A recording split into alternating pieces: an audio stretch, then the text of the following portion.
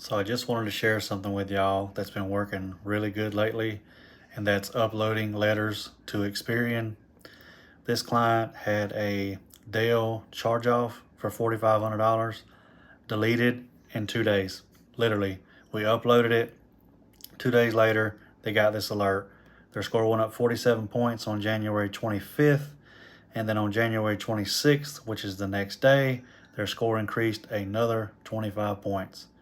If you're interested in signing up, I'll leave a link in the description below and the comments. If you have any questions, let me know. Y'all have a great day.